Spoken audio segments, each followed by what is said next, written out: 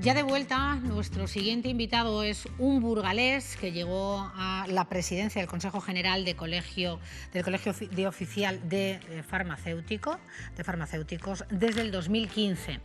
Y para más datos y más señas es burgalés. Saludamos al señor Aguilar Santamaría, Jesús Aguilar Santamaría. Muy buenas tardes. Hola, muy buenas tardes. ¿Qué tal estáis? Pues nosotros encantados de poder charlar con usted porque le sentimos paisano, castellano y leonés, burgalés, para más señas decían los telespectadores. Y desde este programa hemos intentado, en los momentos más duros del confinamiento y de esta pandemia, no olvidarnos de un sector que entendíamos esencial, y es el de los farmacéuticos, por su servicio a la sociedad. Y en no pocas ocasiones hemos charlado con los presidentes de distintos colegios de la comunidad sobre cómo era la situación que se estaba viviendo. Con lo cual ahora, usted, si me lo permite, va a cerrar ese círculo al frente de esa presidencia del Consejo General. Y Un honor. la primera pregunta, la primera cuestión, señor Aguilar, sería ¿cómo ve usted el horizonte desde el reto que existe en este momento tan importante a nivel farmacológico? Yo creo que el más importante a nivel farmacológico del siglo XXI. Bueno, pues ahora estamos en un momento complicado, ¿no? Un momento muy complicado desde ese punto de vista farmacológico, porque por una parte tenemos una enfermedad, tenemos este virus que tenemos que tratarle, y por otra parte tenemos que prevenir, ¿no? Prevenir y por lo tanto conseguir la fabricación de esas vacunas que nos hagan inmunes, ¿no? Con lo cual, pues un momento complicado, un momento en el que todavía pues no hay medicamentos que realmente curen, ¿no? este COVID-19, ¿no? Hemos tenido pues uno de los medicamentos, la desametasona, que reduce significativamente la mortalidad en pacientes, o este nuevo medicamento, este antiviral, que es el Remdesivir, que parece que acorta el tiempo de recuperación clínica de los pacientes, ¿no? con neumonía, y que ya ha sido autorizado en los Estados Unidos y Japón, y que en estos momentos pues tenemos ya una recomendación positiva a nivel de la Agencia Europea del Medicamento aquí en Europa para la autorización de la comercialización, ¿no? de este medicamento. Pero bueno, yo creo que todavía pues es pronto, ¿no? Y a nivel de la vacuna, pues tenemos 100 proyectos, ¿no? De ellos 5 españoles y 4 que ya pues parece que puedan empezar a finales de este año a tener sus propios ensayos en pacientes, ¿no?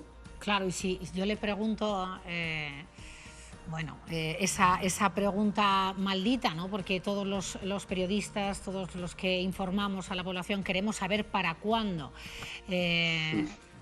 ¿Cuándo se prevé que haya una vacuna segura y efectiva? Bueno, yo creo que esta es la pregunta del millón, ¿eh? O sea, yo creo que en estos momentos nadie podemos decir, ¿no? cuándo vamos a disponer de esta vacuna. Yo creo que en estos momentos es todo muy precipitado, tenemos que ser prudentes, lo importante es que sigan trabajando como se está trabajando pues, en todos los países, a marchas forzadas, porque es realmente como se está haciendo, y bueno, y la ciencia y la farmacología, los fármacos tienen sus tiempos, ¿no? Esto ya quisiéramos todos tener en estos momentos esa vacuna milagrosa que bueno, pues como tantas y tantas enfermedades de las que nos vacunamos y que no padecemos, ¿no? Pero yo creo que en estos momentos nadie puede adivinar esas fechas, ¿no? Claro, entendemos la cautela lógica, por otro lado, señor Aguilar, pero si hay cautela para hablar de fechas, de esos tiempos que necesita la ciencia para elaborarla, para fabricarla, ¿en qué lugar está dispuesto nuestro país para poder tenerla? Bueno, yo espero que también saquemos conclusiones ¿no? para futuro, ¿no? Yo creo que tenemos que potenciar más bueno, pues estas plantas, ¿no? de producción de vacunas y de fármacos, ¿no? que son tan importantes cuando nos encontramos ante estas pandemias o ante distintos tipos de patologías, ¿no? Yo creo que hay que hacer una apuesta firme por las plantas de producción, en estos momentos por las mayores plantas de producción de estos medicamentos no se encuentran en España, aunque tenemos plantas importantes, ¿no? Pero no se encuentran en España, ¿no? Yo creo que de aquí sí que debemos sacar esas conclusiones, ¿no? de ser más autosuficientes, ¿no? Con respecto a todos estos temas de salud. Aún así, ya le digo que dependiendo de quién sea el que acabe pues, con esa vacuna eficaz, como me decía usted, pues dependerá quién sea ese laboratorio y dependerá pues, de ese laboratorio dependerá dónde se vaya a fabricar, imagino. Claro, de colaboraciones, ¿no? De quién sea el país, quién se lleve el gato al agua. Efectivamente. Así estaremos posicionados. Así es. Ayer hablábamos con una alergóloga del Hospital Río Ortega en Valladolid, señora Aguilar, que nos hablaba de la bondad de los inhaladores de corticoides, además en los primeros días del contagio, porque estaban dando muy buenos resultados, habían además publicado esos informes. Antes hablaba usted de medicamentos como la dexametasona o como el Redemsivir. Estamos a la espera de que salgan fármacos que sean suficientemente avanzados como para curar la enfermedad. Sí, sin ningún tipo de duda, ¿no? Porque, bueno, hasta ahora además hemos visto que bueno, el propio virus se comportaba de maneras muy distintas en distintos pacientes. Después, cuando se ha empezado a hacer la autopsia, se ha ido viendo, ¿no? Todos estos, además, ¿no? Se han ido comprobando todas estas realidades, ¿no? Y bueno, pues con la farmacoterapia que había es con la que se ha ido trabajando y se ha ido tratando, ¿no? Pero todavía nos queda ese camino, ¿no? Ese camino que también hay otras empresas, otros laboratorios farmacéuticos que están, bueno, pues investigando el cómo poder tener medicamentos que sean pues, eficaces, ¿no? contra esta pandemia, contra este virus. Pero no tenemos en estos momentos un medicamento que, digamos, con este medicamento bueno, pues se cura a la población, no se cura a aquella persona que está afectada, ¿no? por el COVID-19. La provisión de medicamentos siempre ha estado asegurado en estas semanas tremendas. Sí, mire, ahí hemos estado, este era nuestro principal objetivo. Nuestro principal objetivo era que ni un solo ciudadano no tuviese su medicamento, ¿no? Y ahí yo creo que se ha hecho una tarea y un trabajo de coordinación entre la Agencia Española del Medicamento y el sector, entre ellos pues, las oficinas de farmacia, para que así fuese. Hemos tenido puntas de necesidades de algún tipo de medicamento. Yo recuerdo uno de ellos que en un momento determinado se necesitaban 7 veces lo que era una situación normal, ¿no? A pesar de eso, a pesar de esos picos tan tremendos de necesidad de medicamento, que en concreto fue el paracetamol, en ningún momento ha habido una falta de medicamentos y hemos sido capaces entre todos de resolver ese tema de manera absolutamente positiva. En una encuesta que hemos hecho a la población, el 95% de los ciudadanos nos dicen que ellos no han tenido ningún problema con los medicamentos, ¿no? para tener ese acceso a los medicamentos. Y cuando lo ha habido, bueno, pues siempre desde el farmacéutico siempre ha buscado la manera pues, para poder sustituir ese medicamento o buscar la solución alternativa a ese fármaco que tenía, ¿no? Si continuamos con el abastecimiento, tengo que preguntarle por las mascarillas. Lo que hemos hablado, señor Aguilar, en este programa de mascarillas. Primero mascarillas no, luego sí, luego no, de nuevo sí. Y el abastecimiento, pues usted lo sabe mejor que nadie, porque de hecho, gracias a su labor, a la intermediación del Consejo General de Farmacéuticos, la situación en cuanto al abastecimiento de mascarillas, hubo un momento, un antes y un después, y hubo en las farmacias. Sí, así fue. Hubo un antes y un después. Nosotros ya el día 2 de abril ya nos dirigimos al Ministerio diciéndoles que esto iba a empezar a ser un problema importante y que había que tomar medidas, ¿no? Que había que tomar medidas. La primera que entendíamos nosotros es que porque había que cortar esta cantidad de proveedores que aparecían por todos los sitios con mascarillas y además porque teníamos que fijar un precio y había que fijar un precio a esa mascarilla porque si no se podían dar pues, abusos importantes, ¿no?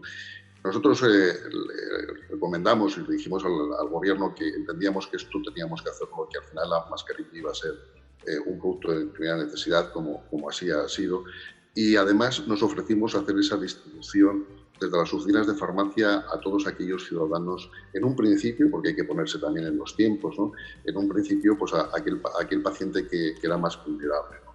Aún así, ha habido pues comunidades autónomas donde sí que se hizo esa distribución a través de las oficinas de farmacia, otras autoridades, otras administraciones pues, consideraron que no era necesario, pero la verdad que fue unos momentos y unas situaciones pues muy complicadas. Yo creo que de alguna manera sí que perdió un poco el tiempo, ¿no? en pensar si esa mascarilla era recomendable o no era recomendable, cuando al final pues estábamos viendo poblaciones de países, por ejemplo, de China, ¿no? Donde de manera permanente iban todos los ciudadanos con las propias mascarillas, ¿no? Bueno, de hecho, desde el propio gobierno, señor Aguilar, se asumió que no se aconsejaba o no se obligaba, sí que se aconsejaba, pero no se obligaba al uso de mascarillas porque no había, por la inexistencia de ellas.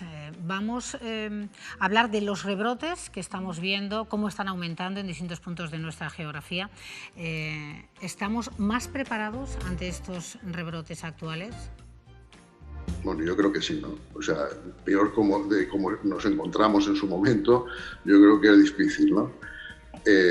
Yo creo que de manera clara todos hemos tenido desgraciadamente un entrenamiento muy forzoso, ¿no?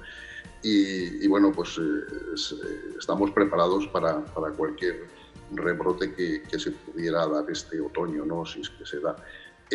Yo creo que hemos aprendido muchas cosas y de todos esos aprendizajes, pues si se vuelven a dar estas condiciones, pues yo creo que seremos capaces de hacer las cosas mejor, ¿no? ¿Ha aumentado el uso de la tecnología, ha facilitado, en definitiva, la tecnología, el uso farmacológico? Sí, bueno, nosotros a nivel de lo que han sido las oficinas de farmacia se ha dado un impulso tecnológico.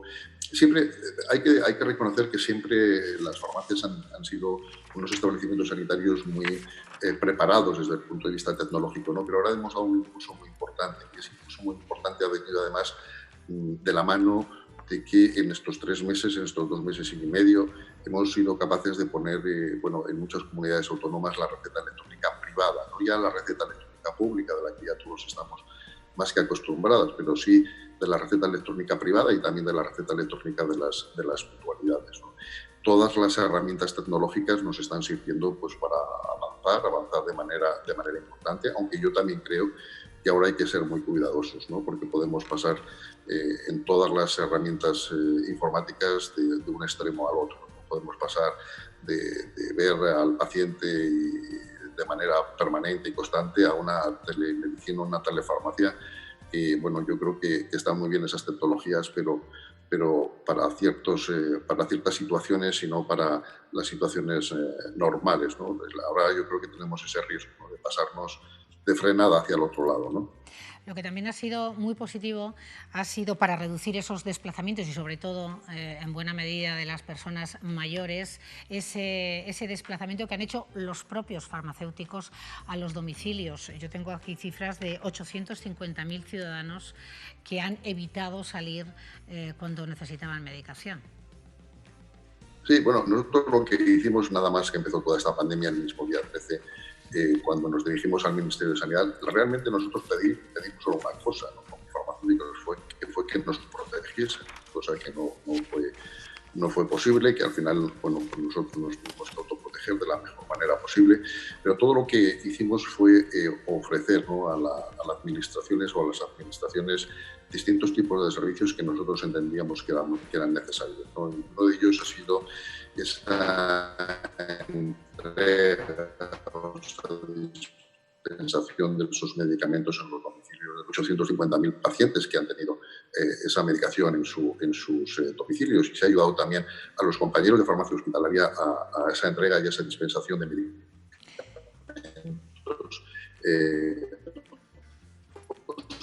hospitalarios, ¿no? De tal manera está viendo ahí un que pequeño... a través de Hoja Española... Sí, un pequeño problema de sonido, señor Aguilar. Vamos a ver si lo recuperamos y puede terminar, porque me gustaría también hacerle una última, poner sobre la mesa una última cuestión, y es la campaña. Sí. Ya me dicen que se ha estabilizado. Pues si quiere termine esa cuestión que estaba comentándonos y ahora le hablo de la campaña.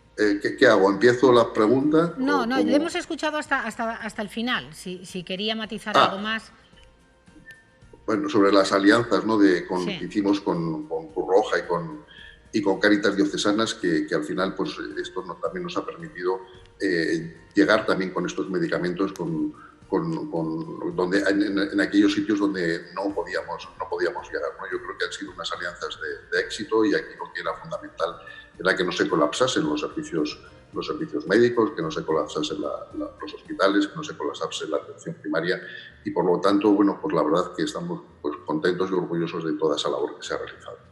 Pues le decía, quería que los telespectadores conozcan que este jueves 9 de julio, desde el Consejo General de Colegios de Farmacéuticos, se va a presentar la campaña Siempre de Guardia, un poco recordando a la serie mítica tan popular entre los hogares españoles, Farmacia de Guardia. Cuéntenos, ¿en qué consiste esta campaña? Pues sí, el día 9 presentaremos esa campaña publicitaria, que va a estar en los medios de comunicación, tanto en la televisión como en la televisión nacional, como en la televisión autonómica, en la prensa nacional, en la prensa autonómica, a través también de Internet, en el que vamos a dar también las gracias, ¿no? a los farmacéuticos, a los farmacéuticos por el trabajo que han desarrollado durante toda la pandemia, a los ciudadanos por todo el apoyo y por todo el cariño que nos han ido mostrando, a todos ustedes, los medios de comunicación, también por ese seguimiento que han hecho de todas las actividades y todas las iniciativas que se ponían en marcha, ¿no? de los farmacéuticos, y bueno, lo que queremos es tener ese fin, por decir de alguna manera, ¿no? Aunque no hayamos terminado todavía con la pandemia, pero sí ese al menos reconocimiento pues a toda esa labor desarrollada por los farmacéuticos, que además pues tristemente hemos tenido pues 21 compañeros que han fallecido en servicio de sus oficinas de farmacia, y más de casi 500 personas pues que han contraído el COVID-19, ¿no? Sin duda lo merecen ustedes, señor Aguilar. Han estado en primera línea sin bajar la guardia, y el balance de esas acciones, multitud de acciones, siempre han sido en pro de la ciudadanía. Así que mi más sincera enhorabuena. Gracias. Muchísimas gracias. Ya saben ustedes además que esa luz verde que tenemos en todas las farmacias, y que ha estado iluminando, ¿no? Todas nuestras calles, que era el único servicio esencial que teníamos como establecimientos sanitarios, pues va a estar, y está y estará siempre a esa disposición y al servicio de todos los ciudadanos. Pues perfecto, he elegido el nombre, Siempre de Guardia. Así están nuestros farmacéuticos. Gracias. Un fuerte abrazo, señor Aguilar. Un fuerte abrazo. Muchas gracias.